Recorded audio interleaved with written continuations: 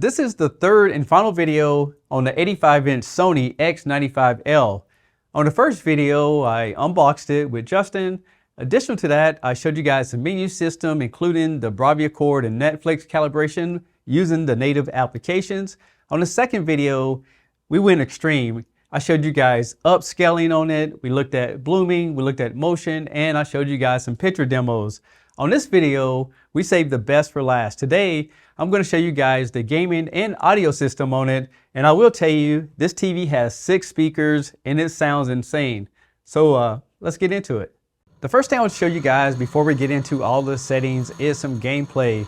So we loaded up Dirt Rally 2.0 and just did some burnouts in the field. And as we turned around, you can see the motion in the TV was pretty smooth and you can see that the colors are great.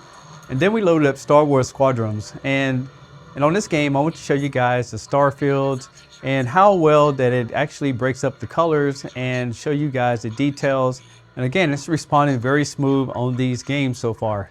Now next we switched over to the PS5, and the thing about PS5, since it is built by Sony just like the TV, it automatically puts the TV in auto low latency mode. Plus there's an option to use the VRR as well. Now there is a feature for the PS5s called Auto HDR Tone Mapping. And this basically evens out the shadows and brightens up the highlights to make sure you get a lot more truer picture.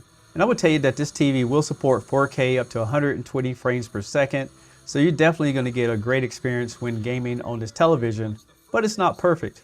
But we're not talking about the picture quality, it's all about the configuration of your gaming console. So let me show you. You go into TV details, you can see that is only seeing 60 Hertz. And the reason for that is that you have to put the TV in a different mode. So if you go into settings, external inputs, HDMI signal format, and we had it hooked up to input 4, you can see that it's in a standard format.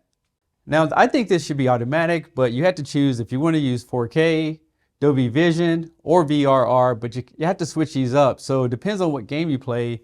There's nothing that's going to be completely automatic. Now that we're back into the gaming console, you can see that we have 4K, and then we have an option to toggle over to 120 Hertz. Next, if we go to TV details, you can see that it now sees the 120 Hertz. I do have the high-speed cable on it, but it will not support Dolby Vision. So if you want to use Dolby Vision games, you'll have to go back into the TV menu and toggle it over, but you will lose the variable refresh rate. On the back of this TV, there's 4 HDMIs. 2 of them are HDMI 2.0 for 60 Hertz performance, and 2 of them are HDMI 2.1. So let's take a look at the input lag on each of the inputs in gaming mode. For this first test, I want to show you guys the input lag on the 60 Hertz connection, and I was able to get roughly around 17.3 milliseconds. Next, I switched over to a 4K 120 Hertz and put the TV in enhanced mode, and it dropped down to about 17.2 at the lowest settings. And for the last test, I switched it over to VRR, and I was reading around 22.3 milliseconds, so it did increase by using that particular setting. So let's check out the gaming menu. If you press and hold down the menu button on the remote control, and this is mainly set up for the PS5. So we have our VRR, we can turn it off and on. You have motion blur reduction. You also have black EQ, and you can see it changes the different tones of the screen, as you can see right here in this area.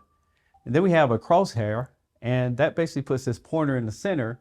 And then you have a type. So if you go over here, you can toggle to different styles. And just in case you wonder, it does work on the Xbox as well, because this actually pulls up on the HDMI. And just in case you wonder if that gaming bar works on the Xbox, again, press and hold the menu, and you can see that it does come up right here. We have all the same controls, including the crosshair.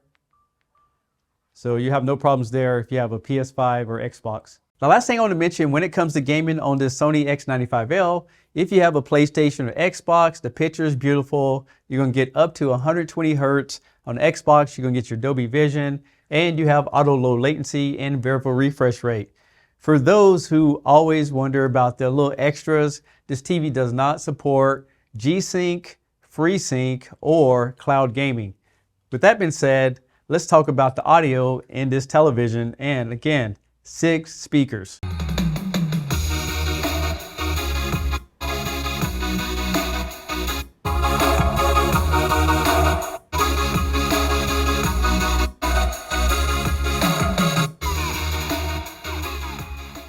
If you have headphones on, or if you listen to this video on an audio system, you definitely can hear that bass response.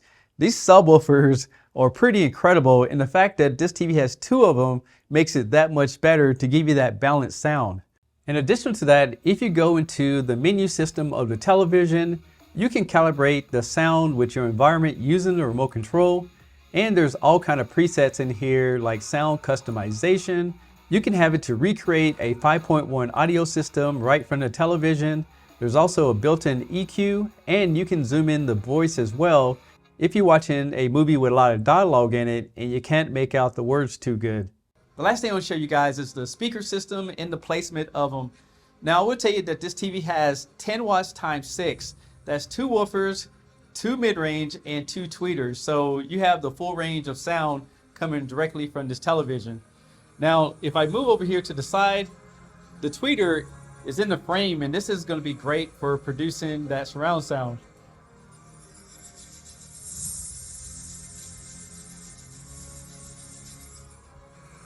Now, when it comes to the vocals and just listen to everyday TV, you have the mid-range, which are on the bottom of the TV.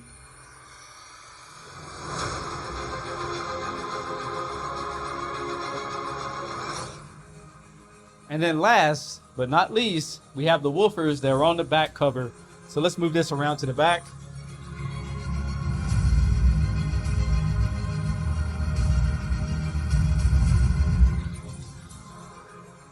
So as you can see, if you don't want to add an audio system to this television, you're pretty much all set, but they have built this TV to pair up with the HTA7000 soundbar. And this is going to allow you to use all these speakers more like a center channel to enhance that soundbar along with the wireless rear speakers and the subwoofer.